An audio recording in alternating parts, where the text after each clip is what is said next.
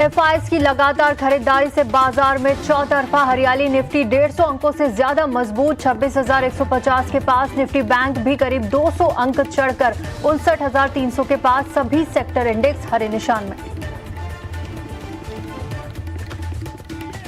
IT शेयरों से बाजार को सपोर्ट। इन्फोसिस और विप्रो करीब 2.5 से 3.5% चढ़कर निफ्टी के टॉप गेनर्स में शामिल। टेक महिंद्रा, परसिस्टेंट में भी 1 से 2% की मजबूती।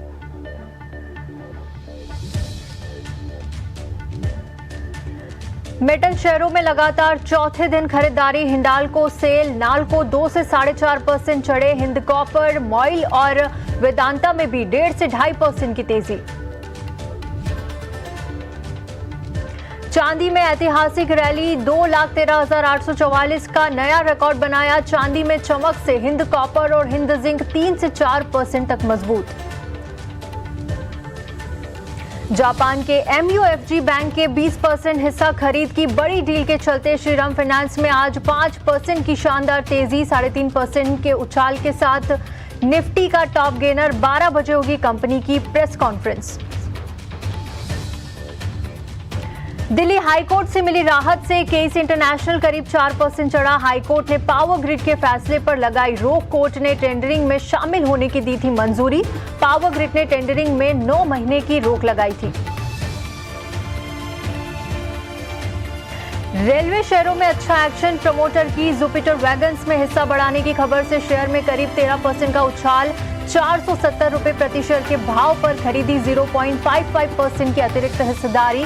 RVNL, इरकॉन, राइट्स और टेक्समाको रेल में भी 1 से 5% तक की खरीदारी। बड़ा कॉन्ट्रैक्ट मिलने पर GE वर्नोवा में इंट्राडे में 6% तक का उछाल। फिलहाल करीब 3% के ऊपर। SL प्रोजेक्ट से मिला multi year order. 2500 megawatt high voltage direct current के डिजाइन, सप्लाई और एग्जीक्यूशन के लिए मिला ऑर्डर। ब्रोकरेजेस की बुलिश रिपोर्ट से केबल्स एंड वायर्स में खरीदारी। मॉर्गन स्टैनली की ओवरवेट रेटिंग से KEI इंडस्ट्रीज एंड पॉलीकैब में 2 से 4% की तेजी। पॉलीकैब इंडिया का लक्ष्य 8,672 से बढ़ाकर 9,373 किया। वहीं KEI इंडस्ट्रीज का भी लक्ष्य बढ़ाकर 5,164 रुपए पर शेयर दिया। केमिकल और फर्टिलाइजर्स शेयरों में शॉर्ट कवरिंग बरकरार। Chambal fertilisers, Madras fertilisers, RCF, NEF में 1 से 2.5% की बढ़त। वहीं PCBL और UPL के शेयर भी 1.5 से 3.5% तक चढ़े। और आज से खुला गुजरात किडनी का IPO। बुधवार को होगा बंद। प्राइस बैंड 108 से 114 रुपए पर शेयर। 251 करोड़ रुपए जुटाने की है कंपनी की योजना।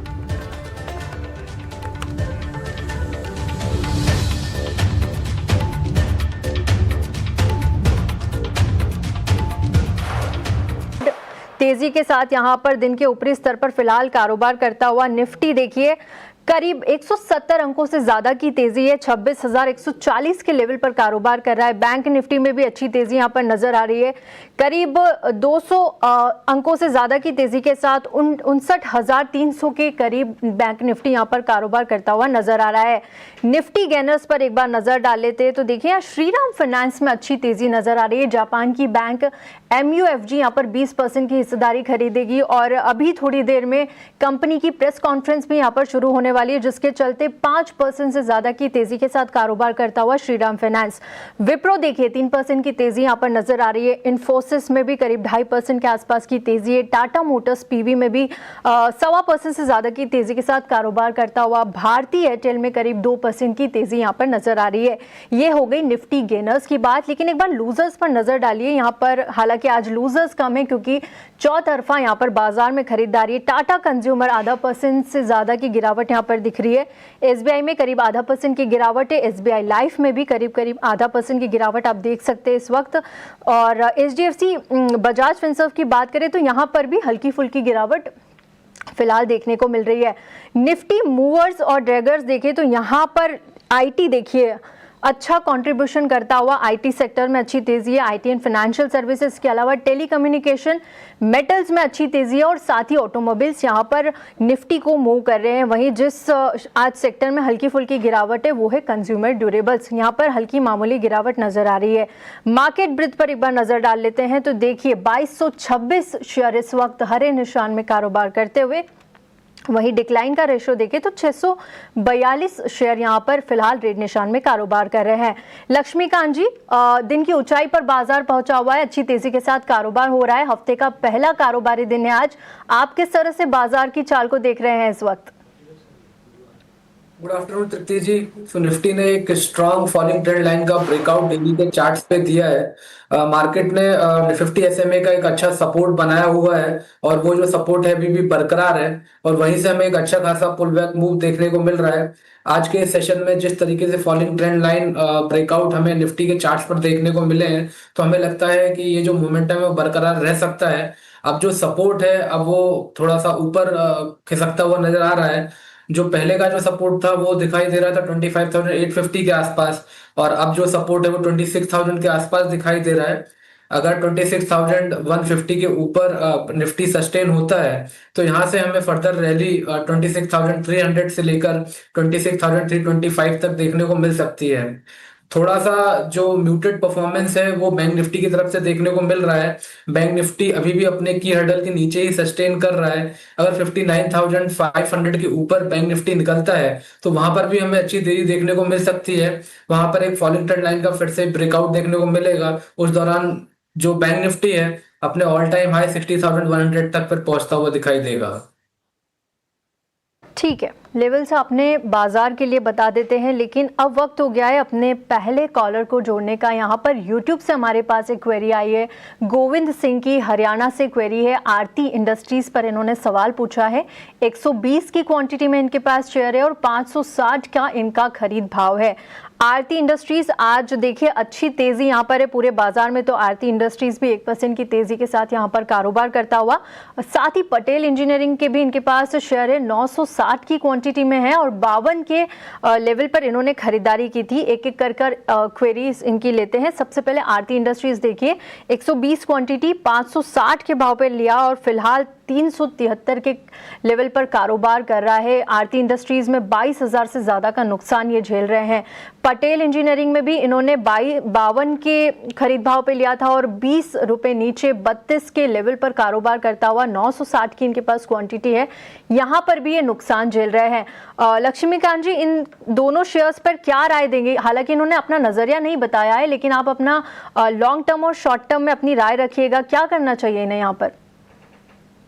देखिए तृप्ति जी, शॉर्ट टर्म बेसिस पर अगर देखा जाए तो स्ट्रक्चर थोड़ा इंप्रूव हुआ है, तो एक शॉर्ट टर्म का रिबाउंड डेली के चार्ट्स पर हमें देखने को मिल सकता है।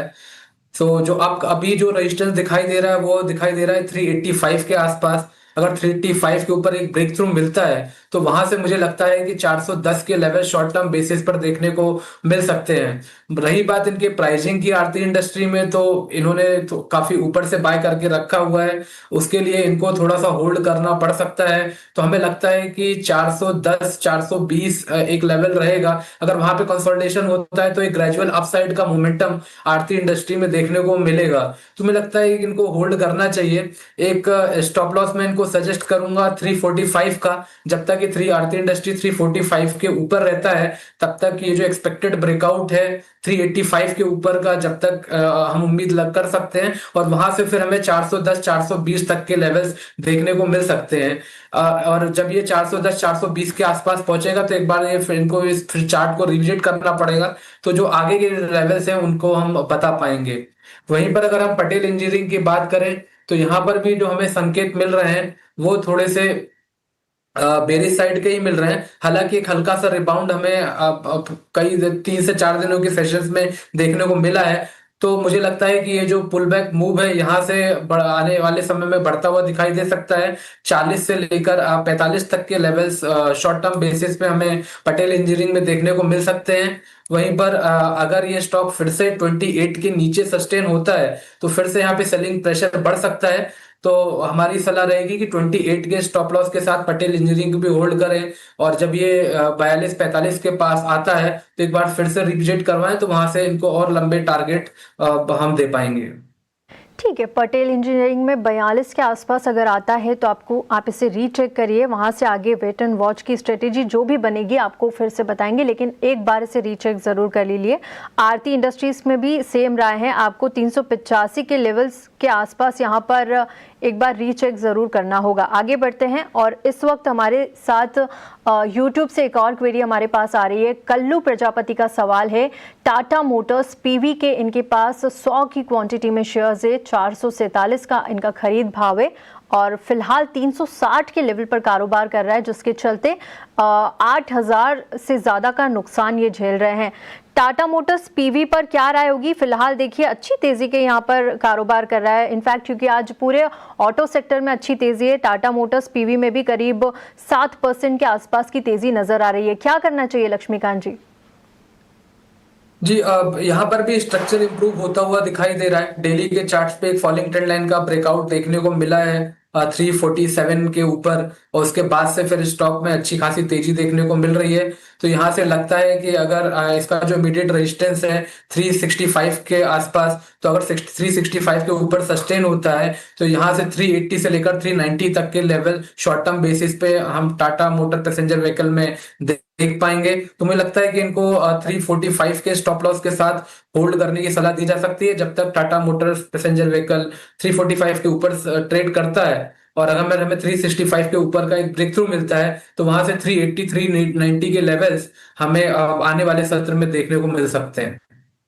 ठीक है, पॉजिटिव नजरिया फिलहाल होल्ड करके रखिए टाटा मोटर्स पीवी को। लेवल्स आपको बता दिए हैं, उन लेवल्स का ध्यान जरूर से रखिए। अगले हमारी जो क्वेरी है वो भी यूट्यूब से आ रही है, अरुण कुमार की क्वेरी है, उत्तर प्रदेश से ये लिख रहे हैं। ओलेक्ट्रा ग्रीन टेक के इनके पास 500 की क्वांटिटी में शेयर्स है, 1214 के भाव पर इन्होंने लिए हैं, और लॉन्ग टर्म का नजरिया ये रखते हैं करीब करीब 5 साल का। फिलहाल देखिए अच्छा खासा प्रॉफिट ये लेकर चल रहे हैं, 3,72,550 का प्रॉफिट इन्हें हो रहा है, क्योंकि आज देखिए शेयर की जो 1191 के लेवल पर कारोबार करता हुआ नजर आ रहा है। ओलेक्ट्रा ग्रीन टेक पर आपकी क्या राय होगी? किस तरह से आप इस स्टॉक को वॉच करते हैं? देखिए, वैसे अगर हम पिछले 2 से 3 मंथ का सेशन देखें तो वहां पर तो हमें गिरावट देखने को मिली है, बट अभी फिलहाल ये स्टॉक एक बेस फॉर्मेशन बनता हुआ दिखाई दे रहा है डेली के चार्ट्स पर। तो यहां से लगता है कि शॉर्ट टर्म रिबाउंड हमें देखने को मिल सकता है अगर ये स्टॉक 1250 के ऊपर सस्टेन होता है। तो ये एक इमीडिएट हर्डल है ओलेक्ट्रा ग्रीन टेक का। मुझे लगता है कि यहाँ पर एक स्टिफ रेजिस्टेंस है, तो यहाँ पर इनको एक बार फिर से रिविजिट करना पड़ेगा। बट इन्होंने बहुत पहले से इसको बाय करके रखा है, तो मुझे लगता है कि अगर ये मुनाफा आधे शेयर्स में मुनाफा बांध लेंगे तो ज्यादा बेहतर रहेगा, क्योंकि 1250 की स्ट्रॉन्ग हर्डल है। अगर 1250 के ऊपर इलेक्ट्रा ग्रीन टेक टिकता है तो देन आफ्टर फिर हमें वहां पे फ्रेश बाइंग मोमेंटम देखने को मिलेगी, वहां से फिर से ये अपने अपसाइड के मोमेंटम को रिज्यूम कर सकता है और फिर से हमें ये स्टॉक 1400 के आसपास दिखाई देगा। ठीक है, ओलेक्ट्रा ग्रीन टेक पर ये राय है, इसे ज़रूर ध्यान रखिए और थोड़ा सा मुनाफा आप यहाँ पर बांध कर चल सकते हैं। आगे बढ़ते हैं, और इस वक्त हमारे साथ राजकुमार जुड़ चुके हैं। हाय राजकुमार, गुड आफ्टरनून। कहाँ से बात कर रहे हैं आप और क्या सवाल है आपका? मैडम, मेरे पास केन्स के शेयर हैं जी, 225 शेयर है मेरे पास 3950 के, 3950 के भाव पे, 45 के भाव पर आपने, ठीक है, 3945 के भाव पर आपने ये खरीद रखे हैं। जी जी। और एक शेयर मेरे पास है, इसके इस जो है क्या नाम है शेयर का? जी राजकुमार, आप बता सकते हैं, एक बार हम केन्स पर राय ले लेते हैं। लक्ष्मीकांत जी, राजकुमार हमारे साथ लाइव जुड़े हैं, इनके पास केन्स टेक के शेयर है, 225 की क्वांटिटी में है और 3945 के लेवल्स पर इन्होंने खरीदारी की है। क्या करना चाहिए केन्स टेक में? देखिए आज यहाँ पर थोड़ी सी तेजी, करीब 1% 1.25% से ज्यादा की तेजी यहाँ पर नजर आ रही है, लेकिन पिछले कुछ दिनों में बिल्कुल अच्छा करता हुआ नजर नहीं आया। एक महीने की ही बात करें तो यहाँ पर 27% से ज्यादा की गिरावट देखने को मिल रही है और लगातार ये खबरों में भी है। क्या करना चाहिए केन्स टेक पर? क्या राय होगी इन्हें? देखिए, अगर ये 3700 के स्टॉप लॉस के साथ अगर इस शेयर को होल्ड कर सकते हैं तो ज्यादा बेहतर रहेगा। वहां पर हमें पिछले स्विंग्स लो दिखाई दे रहे हैं और अभी फिलहाल के सत्र में भी हमें वहीं से रिबाउंड देखने को मिले हैं। हालांकि जो मेजर अपसाइड की रैली है इसके लिए थोड़ा इंतजार करना पड़ सकता है। मुझे लगता है कि अगर इमीडिएट बेसिस पे 4500 से लेकर 4600 के लेवल्स अगर टूटते हैं तो वहां से फिर हमें एक रिबाउंड देखने को मिल सकता है। फिर उसके बाद ये स्टॉक आने वाले समय में 5300 के अपने पिछले स्विंग हाई को रिप्रेजेंट कर एक बार रिटेस्ट कर पाएगा। बट अभी फिलहाल मुझे लगता है कि अगर 3700 के स्टॉप लॉस के साथ होल्ड करेंगे तो और मुझे लगता है कि यहाँ से अच्छे प्राइजेस इनको देखने को मिल सकते हैं आने वाले समय में। यहाँ पर आप होल्ड करके चलिए, 3700 का एक ऐसे लगाइए, अच्छे लेवल्स आने वाले दिनों में आपको कैंडलस्टिक में दिख सकते हैं। चलिए इसी के साथ वक्त एक छोटे से ब्रेक का, और लक्ष्मीकांत जी हमारे साथ विनय जुड़ चुके हैं। हाय विनय, गुड आफ्टरनून, कहाँ से बात कर रहे हैं आप और क्या सवाल है आपका? मैं लखनऊ से बात कर रहा हूँ जी। मेरे पास एबीबी इंडिया के 9 शेयर हैं 5470 रुपए के रेट पे, ठीक है। और एक्सेलिया सॉल्यूशन के 10 शेयर हैं 1758 रुपए के रेट पे। ओके, और आपका क्या नजरिया है लॉन्ग टर्म का? ठीक है। लक्ष्मीकांत जी, इनके पास एबीबी इंडिया के 9 शेयर है 5470 के भाव पर। फिलहाल देखिए शेयर यहाँ पर तेजी के साथ कारोबार कर रहा है, हल्की तेजी यहाँ पर नजर आ रही है और करीब 2000 से ज्यादा का नुकसान ये झेल रहे हैं। 5195 के लेवल पर कारोबार कर रहा है शेयर इस वक्त हल्की तेजी के साथ। क्या करना चाहिए एबीबी इंडिया में लॉन्ग टर्म के लिए इन्हें? देखिए, लॉन्ग टर्म बेसिस पे तो इनको होल्ड करके ही चलना पड़ेगा। शॉर्ट टर्म बेसिस पे ऐसे कोई टेक्निकल स्ट्रक्चर नहीं दिखाई दे रहे हैं जहां पे एक अच्छा मोमेंटम देखने को मिल पाएगा, क्योंकि एक स्ट्रॉन्ग रेजिस्टेंस है वीकली के चार्ट्स पे 5500 के आसपास आता हुआ दिखाई दे रहा है। तो 50 वीक मूविंग एवरेजेस इसके लिए एक स्ट्रॉन्ग हर्डल है। 5500 के ऊपर सस्टेन होगा तो देन आफ्टर फिर से हमें इसमें तेजी देखने को मिलेगी। बट फिलहाल इनको मुझे लगता है कि 4800 के स्टॉप लॉस के साथ इसको होल्ड करके चलना चाहिए। जब तक ये 4800 के ऊपर रहता है तब तक हम एक शॉर्ट टर्म रिबाउंड 5500 लेवल तक देखने को मिल सकता है। हाँ, अगर आने वाले समय में 5500 के ऊपर सस्टेन होता है तो देन आफ्टर फिर हमें एक अच्छी लंबी रैली यहाँ पर देखने को मिलेगी। उस दौरान फिर ये स्टॉक 6300 जहां पर इसके 100 वीक मूविंग एवरेज है वहां तक पहुंच सकता है। लेवल्स का ध्यान जरूर रखिएगा। आगे बढ़ते हैं और इस वक्त हमारे साथ अनिल वानी जुड़ चुके हैं। हाय अनिल जी, गुड आफ्टरनून, कहाँ से बात कर रहे हैं आप और आपका सवाल क्या है? गुड आफ्टरनून मैम, मैं अलीबाग से बात कर रहा हूँ जी। मेरे पास जेएसडब्ल्यू इंफ्रा का 3000 शेयर है @300। ओके, और तो उसका क्या करना है? होराइजन 1 साल प्लस है। ओके, 1 साल प्लस तो तक क्या करना है? और दूसरा है जियो फाइनेंस। जियो फाइनेंस, ओके। हाँ, उसका रेट 299 का है। ओके, 2000 शेयर है। 2000 शेयर है। Okay okay, Yes. आपको राय दिलवाते हैं अभी। लक्ष्मीकांत जी, इनके पास, अनिल वानी के पास जेएसडब्ल्यू इंफ्रा के 3000 की क्वांटिटी में शेयर्स है। 300 के लेवल पर इन्होंने खरीदा था और देखिए जेएसडब्ल्यू इंफ्रा यहाँ पर 1 महीने के ऊपरी स्तर पर कारोबार कर रहा है। करीब 4% के आसपास के रिटर्न इसने 1 महीने में दिए हैं, लेकिन 6 महीने में 7% से ज्यादा ये गिरा है। क्या इनके बाइंग प्राइस तक पहुंच सकता है? 279 के आसपास कारोबार कर रहा है, 300 तक जाएगा और 1 साल से ज्यादा का नजरिया ये लेकर चल रहे हैं जेएसडब्ल्यू इंफ्रा पर। इनके पास जियो फाइनेंस के भी शेयर है, 299 के प्राइस पर इन्होंने लिया है और 2000 की क्वांटिटी में इनके पास शेयर है। दोनों ही स्टॉक्स पर क्या राय होगी 1 साल के लिए?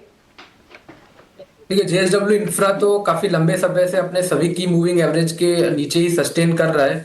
हालांकि अगर हम पिछले 3 हफ्ते का कैंडल देखेंगे तो यहाँ पर हमें एक हैमर काइंड ऑफ फॉर्मेशन देखने को मिल रहा है, जिसका मतलब है कि यहाँ से एक शॉर्ट टर्म रिबाउंड हमें 295 से लेकर 300 जोन तक आने वाले समय में देखने को मिल सकता है। तो अगर इनकी कॉस्ट प्राइस के आसपास अगर ये स्टॉक आता है तो मुझे लगता है कि वहां से एग्जिट कर देंगे तो ज्यादा बेहतर रहेगा, क्योंकि अभी भी मल्टीपल हर्डल जेएसडब्ल्यू इंफ्रा में बने हुए हैं। वहीं पर अगर हम जियो फाइनेंस की बात करें तो वहां पर इसको जियो फाइनेंस को होल्ड करके चल सकते हैं। एक बड़ा ब्रेकआउट आने की उम्मीद है, हालांकि अभी ब्रेकआउट लेवल से इसके जो प्राइजेस हैं वो थोड़े नीचे चल रहे हैं, बट हमें लगता है कि आने वाले समय में अगर 315 320 के ऊपर जियो फाइनेंशियल के जो प्राइजेस हैं अगर वो सस्टेन होते हैं तो वहां पे एक बड़ा ब्रेकआउट डिसेंडिंग ट्रेंड लाइन का देखने को मिलेगा और वहां से फिर से स्टॉक अपने अपसाइड मोमेंटम को रिज्यूम करता हुआ दिखाई देगा। उस दौरान फिर हमें 350 360 तक के भी अपसाइड के लेवल्स यहाँ पर देखने को मिल सकते हैं।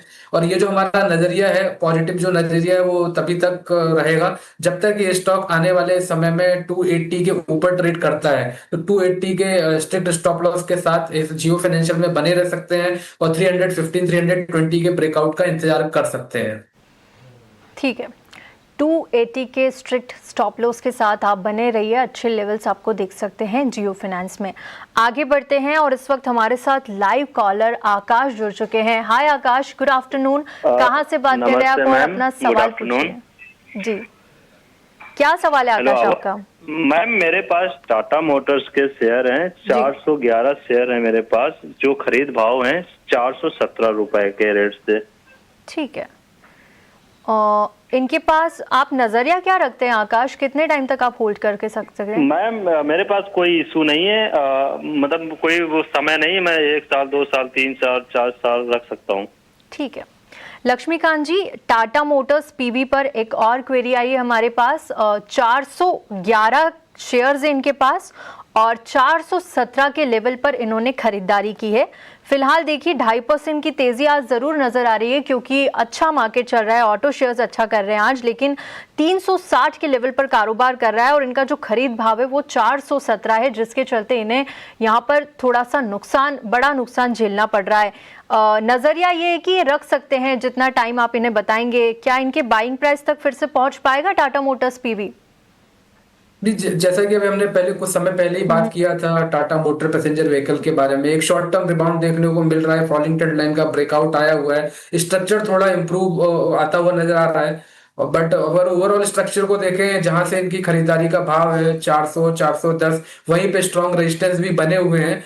तो मुझे लगता है कि इनकी खरीदारी भाव तो आ सकता है, बट वहां से ऊपर जाएगा कि नहीं, कि जब वो उस लेवल पे आएगा तो वहां पे एक बार रिविजिट करेंगे तो ज्यादा बेहतर रहेगा।